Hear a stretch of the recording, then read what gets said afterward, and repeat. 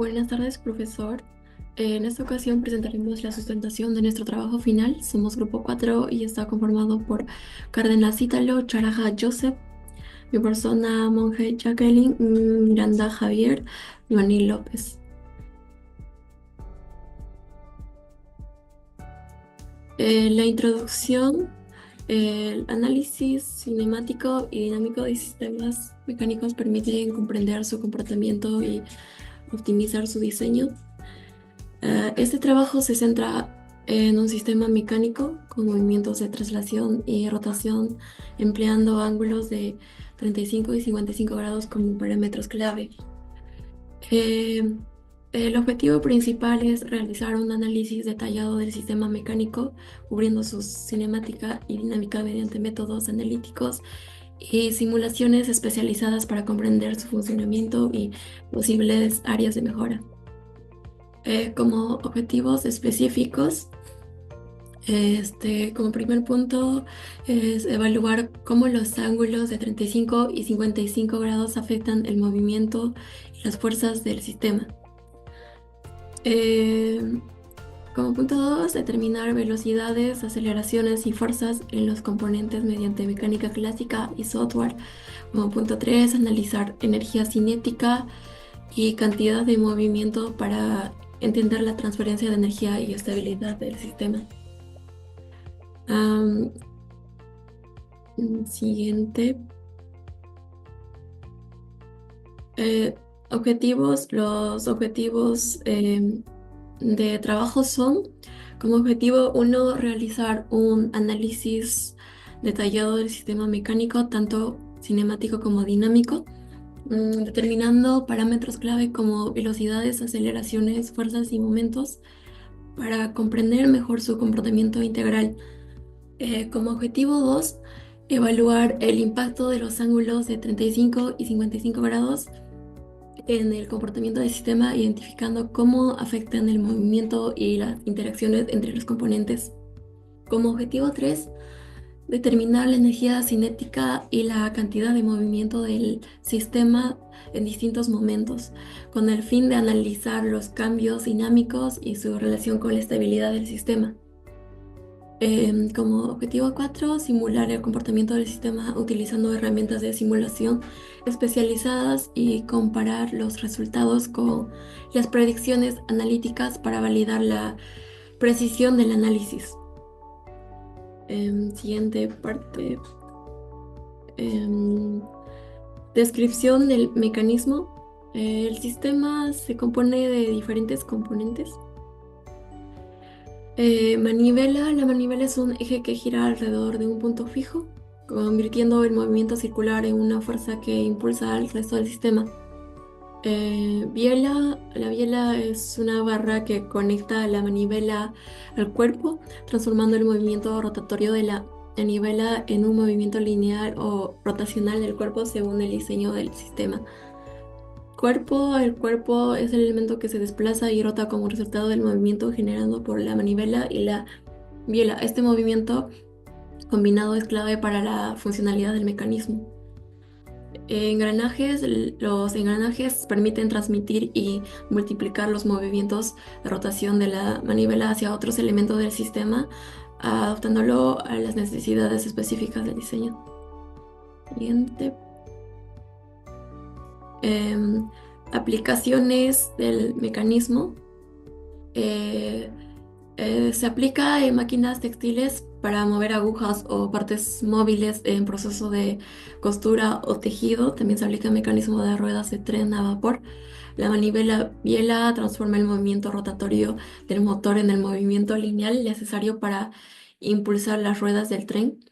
Eh, También aplica en bombas hidráulicas y compresores, donde el movimiento alternativo del pistón genera presión de fluidos o gases.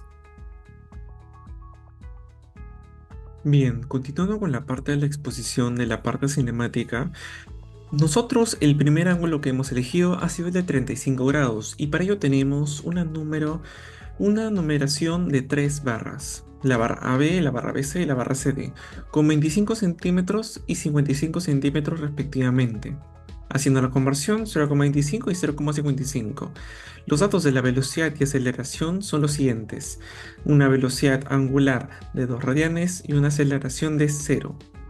Sin embargo, para nuestro mecanismo, como nos podemos dar cuenta, AB, BC y CD, tenemos una serie de ángulos AB, BC y CD que nos faltan por descubrir, los cuales son el teta, el alfa y el beta, los cuales vamos a descubrir con la ley de cosenos, el cual es A cuadrado es igual a B cuadrado más C cuadrado menos dos veces BC por el coseno del ángulo en común. Siguiendo estos ángulos, nos queda con los siguientes. Tenemos un ángulo de 25,36 y de 9,64. Ahora bien, para hallar el vector posición del centro de masa 1 con respecto a centro de masa 2 con respecto a B y centro de masa 3 con respecto a D, por ejemplo, en el vector posición del centro de masa 1 con respecto a A, sería el 0,125 con su versión en X y en Y, o sea, 0,25 por el coseno del ángulo, que es 35 en Y, más 0,125 seno del ángulo por J. Y así con cada vector posición de masa. ¿Para qué? Para ahora sí tener en nuestras velocidades nuestra igualdad. Por ejemplo, la velocidad del centro de masa 1 es igual a la velocidad de A más la velocidad angular de AB por el vector posición del centro de masa 1 con respecto a. La velocidad de A es 0, no hay una rotación. Por lo tanto, es una velocidad de 0. Entonces nos quedaría 0,3 aproximadamente. Igualmente en velocidad de B. Ahora bien, para velocidad de C tenemos dos caminos, tanto desde B como desde D. Por lo tanto tenemos dos respuestas. ¿Y para qué tenemos dos respuestas? Para hacer una igualdad. Si ambos son velocidades de C, vamos a tener una igualdad. Con esta igualdad vamos a descubrir cuáles son la velocidad angular de 2 y 3, que en este caso son 1,5 y 2,6 radianes por segundo respectivamente. Y la velocidad del centro de masa 2 sería la velocidad de B más la velocidad 2 por el vector posición del centro de masa 2 sobre B. Y tenemos un resumen de las velocidades, ¿ok? Ahora bien, con las aceleraciones tenemos algo parecido. Tenemos nuestros siguientes datos: una velocidad angular de 2 radianes, una aceleración angular de 0 y velocidades angulares de 1,5 y 2,6 radianes por segundo respectivamente, ¿ok? Los ángulos, como recapitulamos, son de 9,64 con 25,36. Ahora, ¿a qué son iguales las aceleraciones de centro de masa? Es igual a la aceleración de C más la velocidad angular AB por el vector posición del centro de masa menos la velocidad angular AB al cuadrado por el vector posición del centro de masa 1 sobre A. Y nos queda con 0,5. Similarmente en el caso de B. Ahora bien, así como fue para el caso de la velocidad de C, para la aceleración de C también es un tema similar. ¿Por qué? Porque también tenemos doble igualdad. Cuando hacemos estas dobles igualdades, ya obtenemos el valor tanto de nuestra aceleración angular 3 y 2, en este caso menos 4,5 y menos 4,4. Como tuvimos una decisión de un sentido horario, porque recordamos que un sentido horario, entonces si nos sale negativo, quiere decir que el verdadero sentido es antihorario, ¿ok? También como tuvimos en la aceleración del centro de masa 2, 0,4, y la aceleración del centro de masa 3 siendo nuestra aceleración en D más nuestra aceleración angular 3 por el vector posición del centro de masa 3 sobre D con respecto a D, menos nuestra velocidad angular de 3 al cuadrado por el vector posición del centro de masa 3 sobre D. Y nos da un 2,3 metros sobre segundo cuadrado aproximadamente. Y nuestra respuesta de las aceleraciones, es decir, nuestro resumen, es el presentado. Ahora bien, nosotros hemos tenido dos ángulos, una rotación de 35 grados como le he explicado y una rotación de 55 grados que ahora es la que toca. Similarmente, 55 grados lo que cambiaría serían efectivamente los ángulos. Y el procedimiento es el mismo. Cuando tenemos los ángulos con la ley de cosenos, los nuevos ángulos del teta y los nuevos ángulos del alfa, ya podemos hacer el mismo procedimiento. Primero calculamos los vectores posiciones de los centros de masa. Ahora sí, las velocidades de los centros de masa gracias al vector posición. Tenemos un ángulo 0 de AB porque no hay rotación, más una velocidad angular AB por el vector posición del centro de masa 1 sobre A. Y así con cada uno. Tenemos igualdades en C. No tenemos el valor de las de las velocidades angulares 2 y 3, pero como es velocidades de c, igualamos las velocidades de c y ya tenemos las velocidades angulares 2 y 3, que es 0,3 y 1,1 aproximadamente radianes por segundo respectivamente.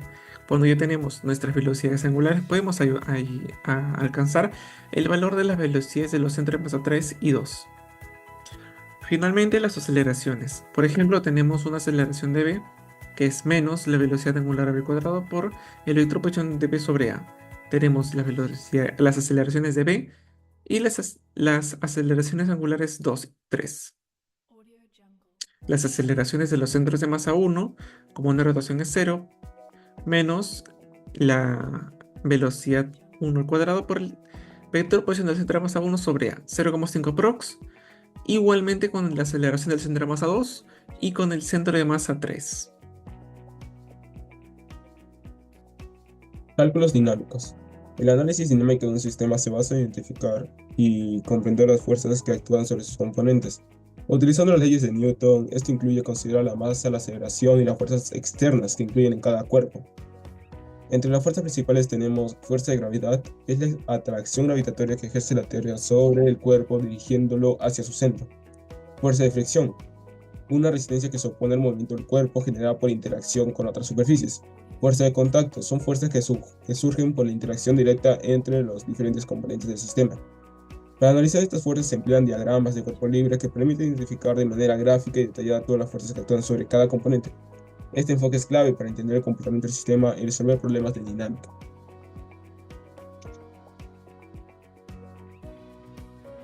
Bueno, primeramente tenemos los datos iniciales, que sabemos que las barras tienen una sección cuadrada de 0.02 metros por 0.02 metros.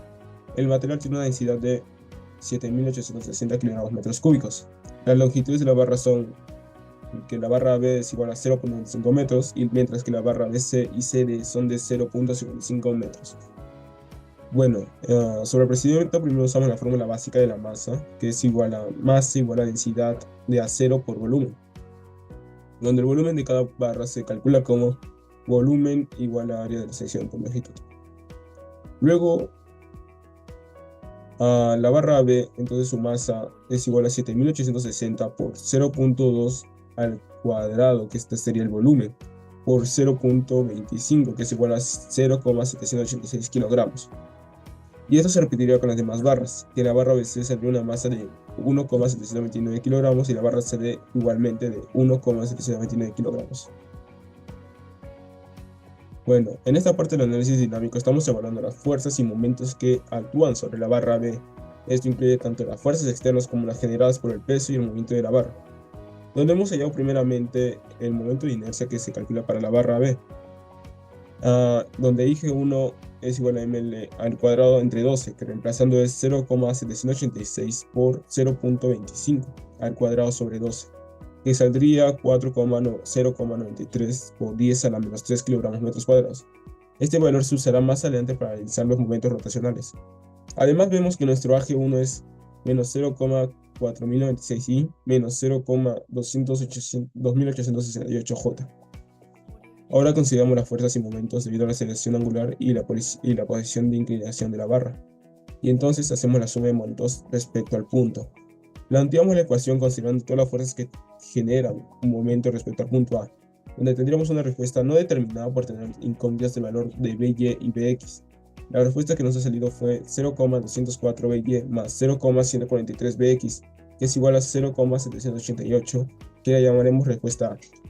Ahora la suma de fuerzas en X, tendremos un valor de AX menos BX es igual a menos 0,321 y le llamaremos fuerza B.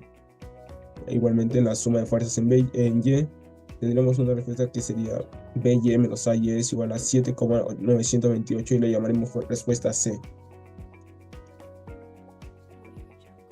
Esto lo repetiríamos con las demás barras, donde el valor de IG2 sería 0,0495 kilogramos metros cuadrados y el valor de AG2 es menos 0,4376 I más 0,0246 J.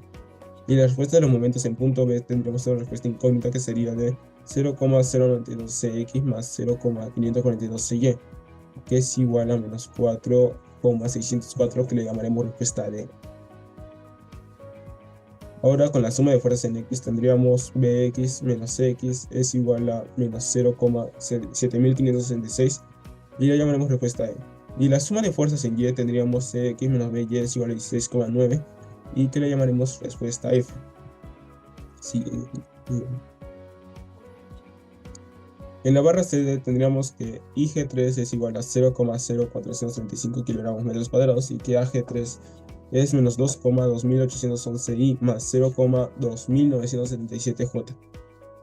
Y la respuesta de los momentos en el punto C tendríamos una respuesta incógnita que sería de menos 0,2396 X y menos 0,4569 CY, que es igual a 4,547, y la llamaremos respuesta G. Ahora con la suma de fuerzas en X tendríamos que Cx menos Dx es igual a 3,9044 y le llamaremos respuesta H. Y la suma de fuerzas en Y tendríamos dy menos Cy es igual a 16,499 que llamaremos respuesta Y. Una vez teniendo todas esas respuestas, ahora vamos a hallar las incógnitas, que primero empezamos con D y con G, donde hallaríamos el valor de Cx y Cy, donde Cx es igual a menos 2,102 newtons y Cy es igual a menos 8,137 newtons. Teniendo esta respuesta podemos reemplazar la respuesta de E, gracias a Cx. Entonces tenemos el valor de Bx que es igual a menos 2,858 newtons.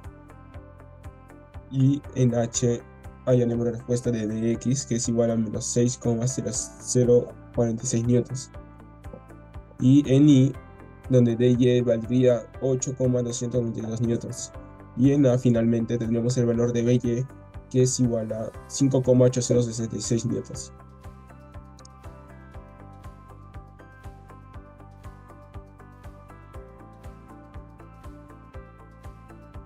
Bueno, y finalmente en B tendremos el valor de AX menos BX es igual a menos 0,321, que tenemos el valor de AX, que nos saldría menos 3,179 newtons. Y en C reemplazando, tendremos el valor de AY, que es menos 2,062 newtons. En resumen, tendremos todos los valores de las fuerzas en AX, AY, BX, BY, CX, CY, DX y DY. Energía cinética y cantidad de movimiento. La energía cinética es la energía que posee un cuerpo en movimiento y se calcula con la ecuación de un medio multiplicado por la masa multiplicado por la velocidad al cuadrado. La cantidad de movimiento es la definición de cómo el movimiento que tiene un cuerpo está determinado según su masa. Su fórmula es la ecuación de masa por velocidad. La conservación de la energía es el concepto que analiza si se cumple o no la constante del cálculo de la conservación en cualquier punto del mecanismo con los datos hallados. Estos conceptos son importantes para la dinámica de sistemas mecánicos. A continuación, se analiza el cálculo de estos conceptos en el mecanismo en dos determinados puntos. El primero es cuando la barra tiene un ángulo de 35 con la horizontal, y el segundo es cuando la primera barra tiene un ángulo de 55 con la horizontal.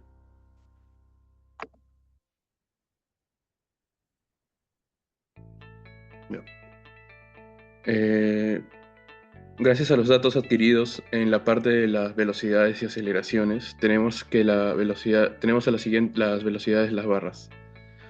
Con esto, multiplicado por la masa de cada una de sus barras determinadas y multiplicado por un medio, se tiene la energía cinética en joules.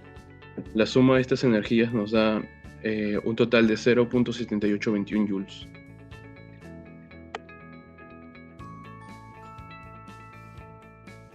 Luego hallamos el momento angular junto con la distancia en un determinado punto de las barras.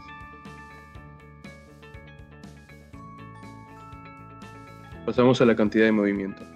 La cantidad de movimiento necesita un movimiento lineal, que el total de todo el mecanismo hallado es de 2,5109. Y eso multiplicado por la masa de cada barra determinada nos da un total de 0,19.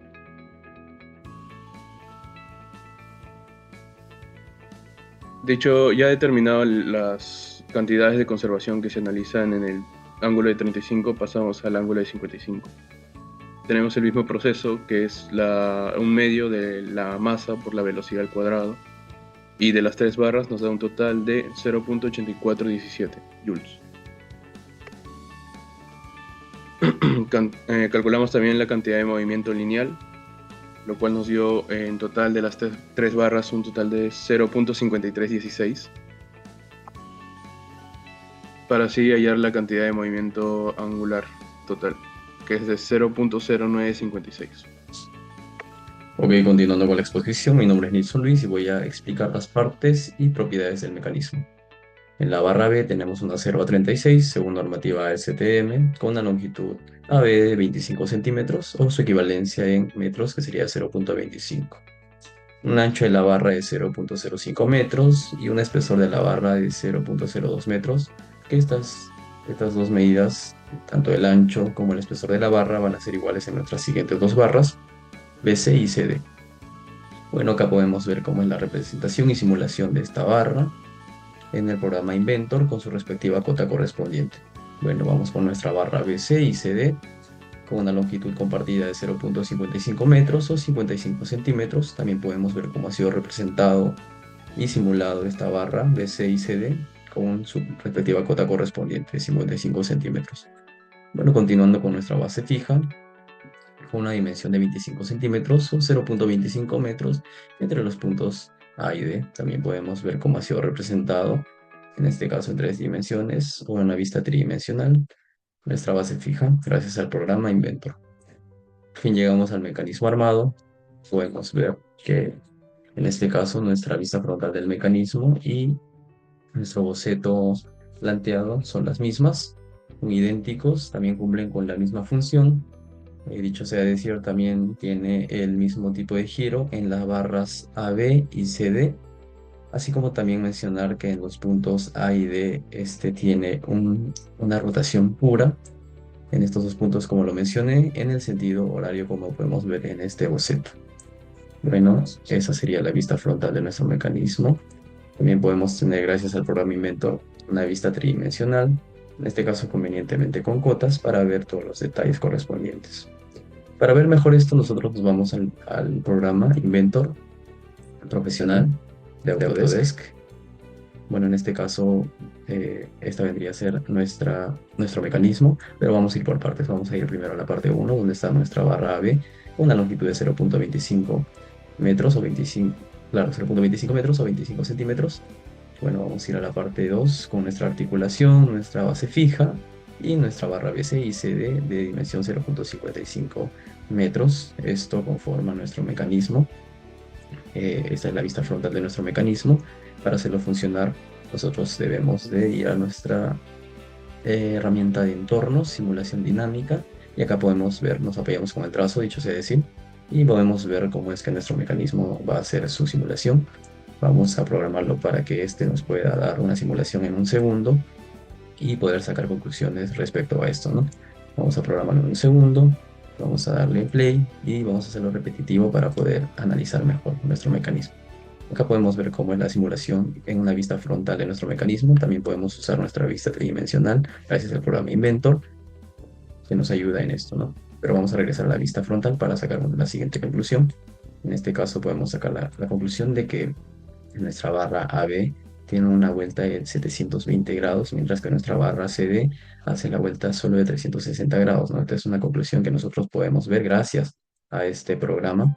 Nosotros podemos decir y analizar cada punto, cada tipo de giro para nosotros dar nuestras conclusiones correspondientes, ¿no? En este caso también nosotros podemos hacer nuestras gráficas aceleración y velocidad versus tiempo. Vamos a detener un momento este programa. Vamos a irnos a nuestra gráfica de salida y nosotros podemos también tener nuestra gráfica de salida, nosotros podemos ajustarla, incluso podemos hacer un Excel con estos datos y poder tener nuestros cálculos, ¿no? O sea, para comparar nuestros cálculos, para dar veracidad a nuestros cálculos. Bueno, esto vendría a ser la simulación en el programa y vamos a la parte de nuestras conclusiones. Bueno, una vez ya en la parte final de la exposición, nos vamos a las conclusiones y recomendaciones. A través del análisis cinemático y dinámico realizado, se ha logrado comprender el comportamiento del sistema mecánico en diferentes configuraciones. que ya lo habíamos hecho antes, ¿no? Los cálculos, los análisis nos han permitido determinar las velocidades, aceleraciones, fuerzas y momentos que actúan sobre diferentes componentes, así como la energía cinética y la cantidad de movimiento del sistema. Los resultados que hemos obtenido nos han servido para optimizar el diseño del sistema, minimizando las fuerzas de fricción, también mejorando la eficiencia del mecanismo, así también reduciendo el desgaste de los componentes. En el punto de optimización de diseño, bueno, podemos recomendar que para optimizar el diseño del sistema, para minimizar las fuerzas de fricción, podemos mejorar la eficiencia del mecanismo, ¿no? El análisis de datos, nosotros recomendamos realizar análisis adicionales de datos para comprender el mejor comportamiento del sistema en diferentes condiciones de funcionamiento. En cuanto a la investigación adicional, bueno, siempre es bueno investigar porque nosotros no podemos limitarnos en nuestros aprendizajes. Esto lo aprendimos del ingeniero Tito Vilches. Y bueno, por eso llegamos a la recomendación de realizar investigaciones adicionales sobre el comportamiento del sistema bajo diferentes condiciones de carga y velocidad. Como dice el ingeniero, ¿no? Insistir, persistir y nunca desistir. Bueno, eso sería todo por nuestra parte. Somos el grupo 4. Espero les haya gustado nuestra exposición. Muchas gracias.